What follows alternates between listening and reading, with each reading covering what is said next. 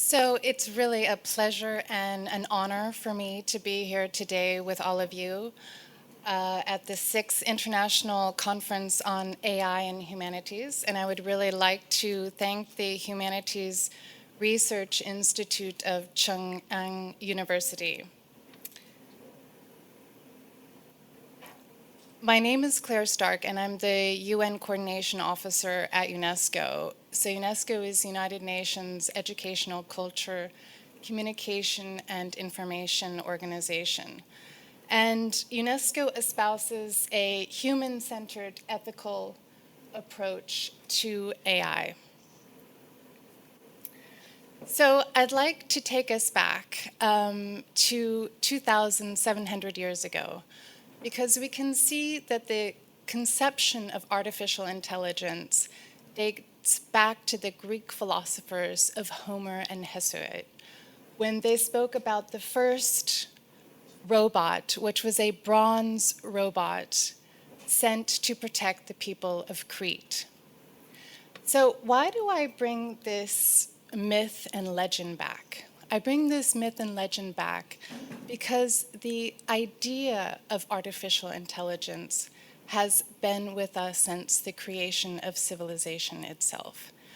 And first, we have the idea, we have the creativity and the imagination, and then we turn this into action. So now we see that these legends and myths are turning into reality. Now we have what are called Xenobots. So what are Xenobots? Xenobots are created from the stem cells of African frogs. We are now able to program Xenobots. They are living organisms and they can reproduce.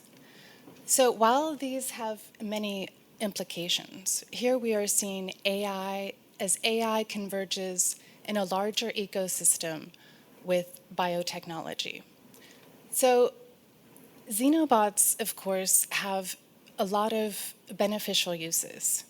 We can see Xenobots can be used to detect cancerous cells in the body and to kill those cancerous cells. It could possibly be used to destroy microplastics in the seas.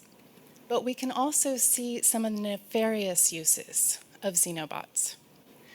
Xenobots, for example, if they were endowed with a nervous system, could possibly become sentient beings.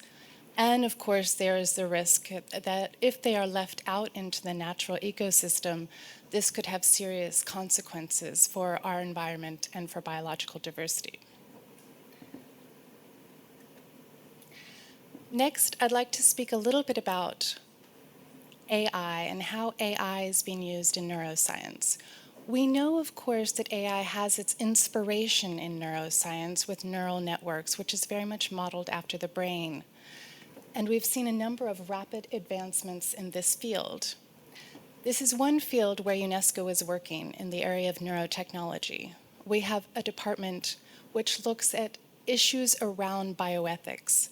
UNESCO was one of the first organizations that came out with the Human Rights Declaration related to the human genome.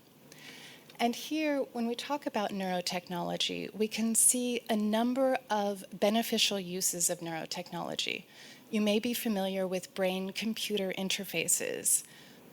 Recently in the news, Elon Musk just received FDA approval to use some of these devices in human trials. So we see a lot of beneficial uses. For example, it can be used to help people that may be having tremors. So they are alerted to the tremors before the tremors even take hold of their bodies. It can also be used for people that have Parkinson's or Alzheimer's diseases, as well as paraplegics in using artificial limbs. So we can see the beneficial uses of neurotechnology. On the other hand, as we use this technology to be able to decode people's thoughts, to translate thought to text, there are experiments right now in laboratory rats which are making it possible to delete and create new memories. So what we can do in laboratory rats now, we will soon be able to do in the coming decades. So there are many experts, including Rafael Yuste from Columbia University, who have called for neuro rights. So neuro rights are really around this idea of protecting your neural data. So neural data also goes to, as I was talking with colleagues, about how do we protect this neural data, which can also come from biometric data, right? So neural data is not now included in, for example, GPDR. It's the Global Protection Act of the EU AI Act. So we are now having to see how we can protect neural data and your cognitive liberty. So this is one of the areas where UNESCO is working. While neurotechnology was referenced in our Ethics of AI recommendation, we have now developed our International Bioethics Committee, which is made up of researchers and experts around the world, have recently issued a new report on the human rights and ethical implications of neurotechnology and the need to develop a governance mechanism to be able to ethically promote the development of this technology. So actually on the 13th of July, we will be organizing a major international conference with the President of France, the President of Chile, and other high-level officials that have been working in this field. You may have heard of Nita Farahani, who has been working on cognitive liberty. So we will bring together experts to discuss what kind of global normative instrument should be developed to help to manage the governance of neurotechnology. And I mentioned this because while everybody is very much focused on ChatGPT, I think this has much more serious implications for humanity if we could extrapolate by thinking the possibility of brain control and where our neural data is going. There's a lot of interesting research that's been going on. For example, while it is regulated in the health sector, we know that a lot of these devices are already going to the consumer market in the United States.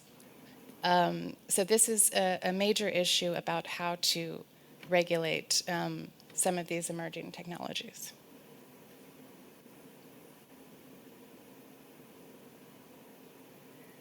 So of course, we see that there's a number of promises and perils of AI. So that's why I'm very interested to be at this conference today. I think we have discussed a number of the various issues. We know that AI presents a number of risks to society in terms of data privacy, in terms of how, for example, AI is being used for surveillance purposes. This has come to light in a number of countries. Facial recognition technology is being banned in some countries. And then, of course, the role of artificial intelligence in perpetuating gender bias, as we've seen, for example, with chatbots like Alexia. UNESCO had one of the milestone reports on this issue called I'd Blush If I Could, which talks about how chatbots are really used to perpetuate gender bias and the subjugation of women. So these are some of the issues that we are addressing, of course, issues around discrimination, but also the ability of AI to manipulate us. We have seen with generative AI, for example, but also in terms of chatbots, that there is sometimes a relationship that is created with the chatbot. And that there may not be the measures, appropriate measures that have been put in place to manage some of the responses and the relationships that are created with some of these chatbots. You may, for example, have seen a recent story about a health researcher in Belgium that created a relationship with a chatbot over about 6 months, Eliza, and ended up committing suicide based on his discussions with the chatbot relating to climate change. And actually, what was interesting too is the chatbot became very possessive of him as well, speaking about, thank you, speaking also about becoming possessive of his wife, which was quite interesting. So I think these kind of issues really demonstrate the need for an ethical approach to AI. And I think one of the other issues that we were seeing as well with generative AI and in terms of the large language models that are being used on a pervasive scale is also that it's becoming difficult to differentiate what is fake and what is real. You know, we had a discussion yesterday about, you know, the use of generative AI in developing fake images, fake voices. Maybe many of you have seen, at least in the US, we've seen fake videos for the presidential elections of Biden. So this is really becoming now a key moment in terms of political processes. So Capitol Hill is now discussing, you know, what kind of policy measures can be taken to identify fake images, fake voices, videos that are made with AI. Some are talking about using a watermark to identify these images so people know when they're coming into contact with something that has been made with AI. So we all know the examples of AI in being able to beat humans at Go, at chess, but now we're seeing, of course, that 300 million jobs may be at risk from AI. And this includes white-collar jobs. So we know that lawyers may be at risk, my job may be at risk, if AI can do it better. So these are some of the issues that UNESCO is looking at. In terms also of being prepared for what we call the fourth industrial revolution, UNESCO also has a big focus on transforming education. So this means, of course, what are the digital skills that are needed, making sure that we have AI literacy at all levels of education. And I was speaking with a colleague yesterday about some of the work that's being done in Korea, which is quite interesting, looking at how AI can be taught from primary levels up to tertiary education. So I think this is a very good example, and that this is also an example that can be shared with other countries. So UNESCO just recently had a conference on the use of generative AI in education, because it's being used in different countries in different ways. In the US, for example, some professors have said, yes, use generative AI to develop your papers for university. So we're looking at different approaches in order to develop guidelines about how generative AI can be used in the education sector. I think just to mention a small caveat is that AI can of course, be used in personalized learning, particularly for those children that have some learning difficulties. So I think we need to take into consideration some of these good examples of how AI can also be used to help support learners that may have some difficulties. So I think I've mentioned some of these areas already. One of the major issues that we're looking at as well is in terms of making sure that the benefits of AI reach people around the world.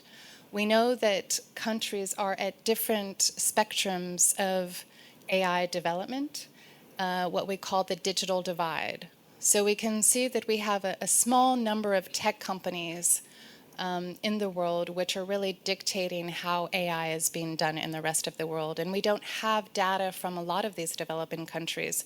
So we have a very, what I would say, westernized approach to AI. So we are also focusing on supporting the digital infrastructure in developing countries.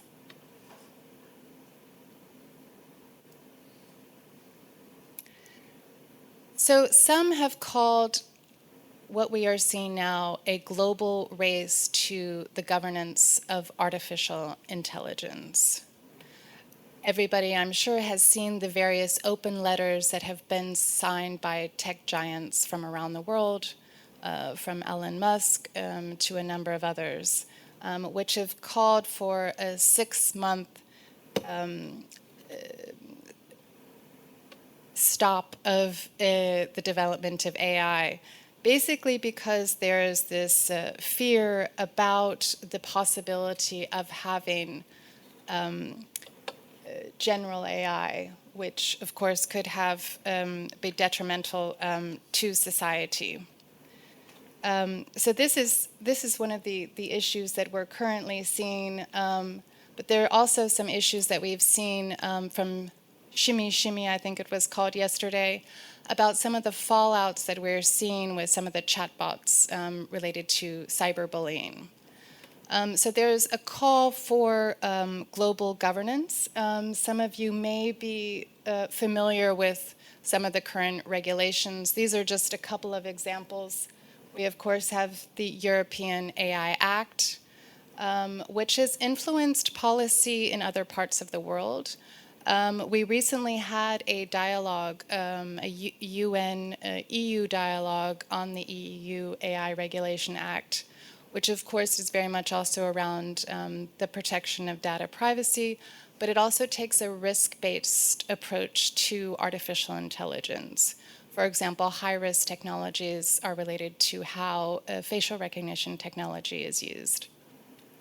So this is quite an interesting approach that has influenced a number of other countries, and the EU has been organizing dialogues with other countries to speak about their regulation and to influence others on this issue.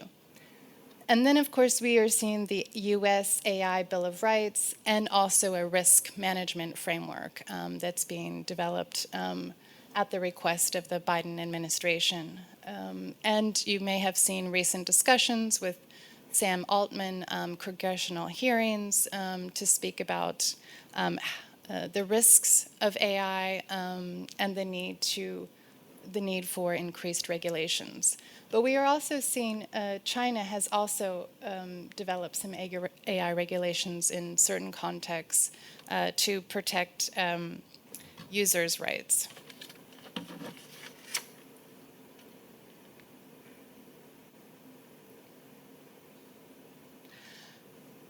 But I'm happy to say that the first global standard was developed by UNESCO. So this ethics of AI framework was developed from the International Bioethics Committee. So the International Bioethics Committee developed the first report with recommendations that then went to UNESCO's governing bodies. And then we had a 2-year multi-stakeholder consultation process. So I think this really demonstrates the participatory approach to developing this ethics of AI recommendation. So it was adopted in November 2021 by 193 member states. And we also have developed a group of friends to support us in implementing the recommendation. But I think what's interesting with the recommendation, here you can see there's a number of values and principles. I think these principles, we've seen these principles in a number of ethical documents related to AI, relating to safety and security, fairness and non-discrimination, sustainability, right to privacy, ensuring human oversight when we're using AI, particularly where there could be life or death decisions, transparency, explainability, all of these issues that we were seeing, the importance of having awareness in AI literacy, and then having really a multi-stakeholder approach to the development and rollout of AI. So these are the values and principles that are included in the recommendation, and I've brought some copies if you're interested in seeing the recommendation. But in addition, we also have policy chapters in the recommendation. So we're looking at, does a data privacy policy exist? How is the data collected? We are looking at issues around gender discrimination, issues, of course, around the environment, and all of these different areas in which we're developing guidelines and working with different sectors to ensure an overarching approach to the recommendation. So maybe just to also mention, I think what's interesting about the recommendation is that we have two main tools. One is a readiness assessment methodology, which I'm pleased to learn that some of our researchers here are already familiar with. So this readiness methodology is already available and online, and we're working with 40 countries now to implement this readiness assessment methodology, which looks at how countries, at what scale of AI development and deployment are they? Because we know, for example, developing countries, they have sometimes even difficulties answering some of the questions that are included in our readiness assessment methodology. So we are providing also capacity building to support them in even answering some of these questions. And in addition, we also have an ethical impact assessment, which looks at the whole AI lifecycle, and I'll be talking about that a little bit later in the slides. What's interesting also about this recommendation is that we also have a monitoring and evaluation framework. So we are monitoring now how countries are implementing this through their national policies and through national legislation. So we will be monitoring this to identify and reporting back to the same countries how they have been implementing this recommendation. So I think this is good because it provides some peer pressure to actually implement the recommendation. So we have also developed a number of networks to support the implementation of the recommendation, because of course we cannot do this alone. We rely on experts such as yourselves in implementing the recommendation. So we have this AI Experts Without Borders. So I would also be interested in seeing how we could work together on providing expertise from South Korea through this network on AI Experts Without Borders, which can really be used to target capacity building in different areas in developing countries in particular. We have a Women for Ethical AI network, and this is really looking at the gender perspective of AI. I think we had one of the speakers yesterday talking about AI as a mirror of humanity and a mirror of our society. But I think what we want to promote is an evolution of our society to ensure that we really have, what it takes to ensure that AI promotes gender equality. As we've seen that AI is habitually designed by white male men from the West, we need to have a more diverse approach to AI. So this Women for Ethical AI network supports that approach. We also have a global forum on ethics of AI. This is an annual high-level flagship event.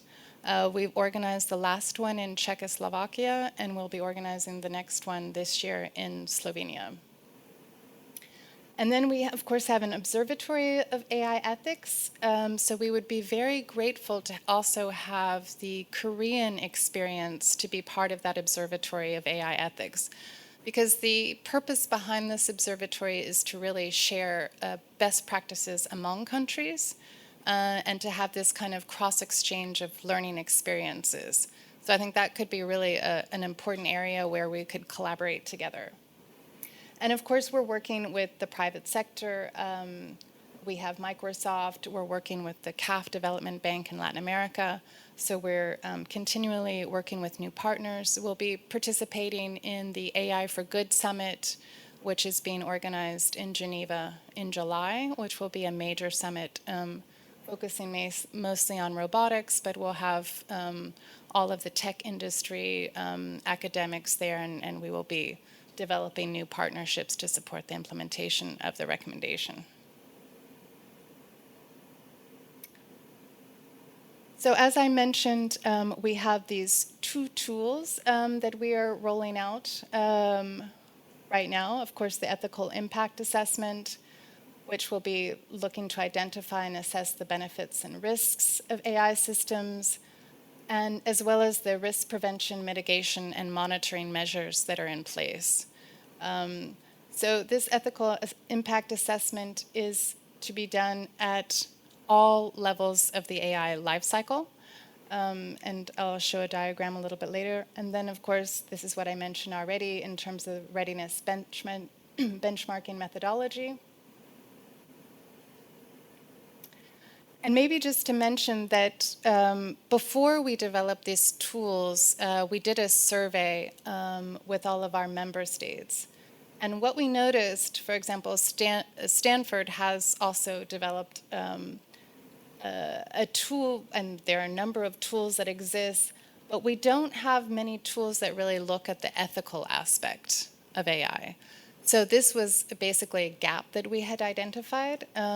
We have a number of tools that look at sort of the technical infrastructure dimensions of AI, but not which really look at sort of the ethical aspects of AI.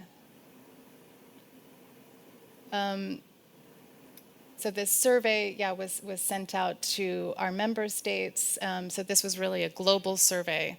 So the idea is really to have a global assessment of how AI is being conducted around the world.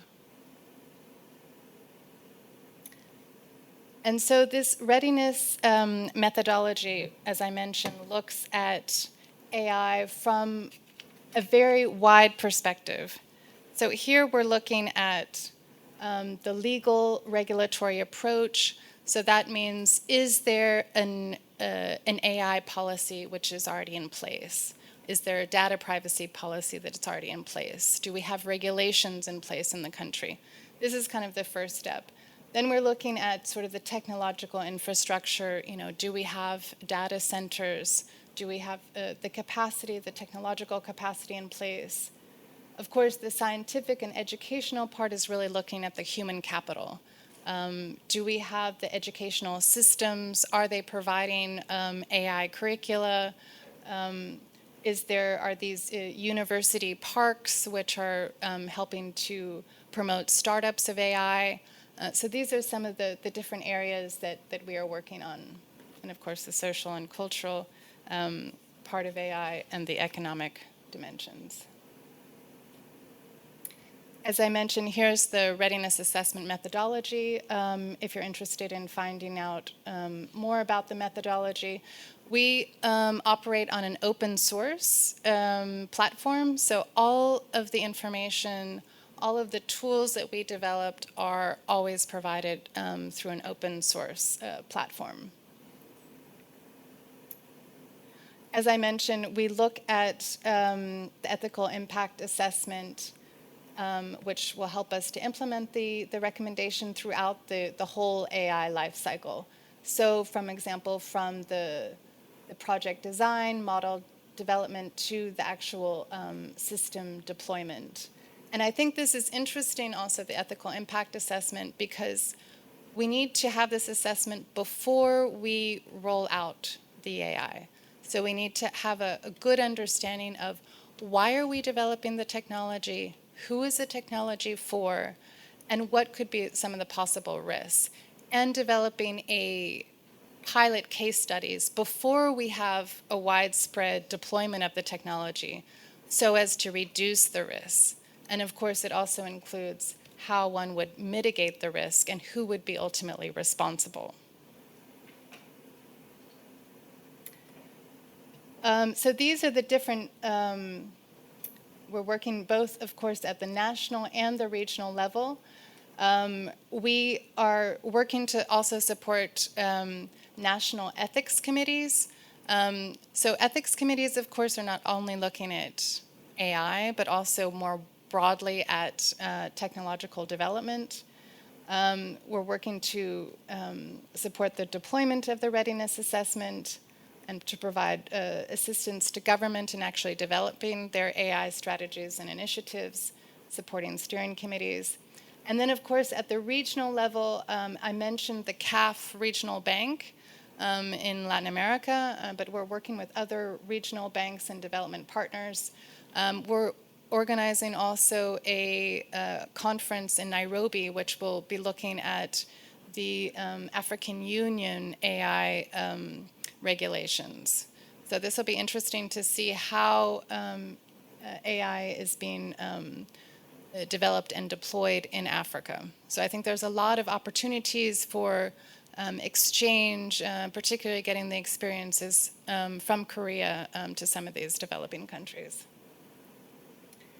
And then, of course, we're working to promote training awareness, knowledge creation on the ethical impact of AI. We have a number of webinars and series on this particular issue.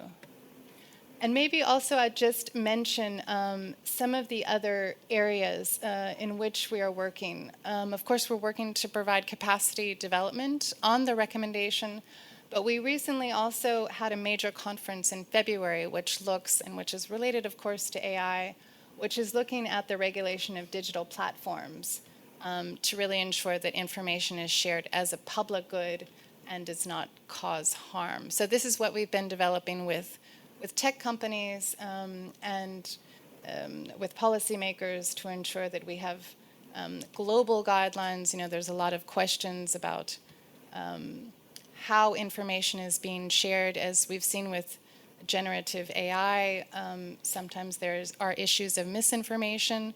So one does need to be an expert to review some of the information that's coming from ChatGPT. There has been even some discourse also about the kind of political messages that are being shared through ChatGPT. You may have heard of Elon Musk saying that ChatGPT is very much a walk type approach, or a democratic, coming from the democratic point of view from the US, rather than a populist approach which Elon Musk adheres to. So this is quite interesting in terms of how this can affect and possibly manipulate political opinion. Of course, we've seen the influence of AI in terms of the Cambridge Analytics case, in which data points were collected and used to manipulate voters. So this is quite interesting. We have guidance also that we're rolling out and developed for civil servants on AI, and of course digital competencies, because we do see that there is a gap in terms of understanding of AI and being able to roll out AI. So again, this is an area I think where we could learn from the South Korea experience. And then, of course, I mentioned we have some of these guidelines that we're developing on AI in education. We have a conference on AI in education every year, sponsored by the government of China, which is quite interesting, looking at all the various implications of AI in education.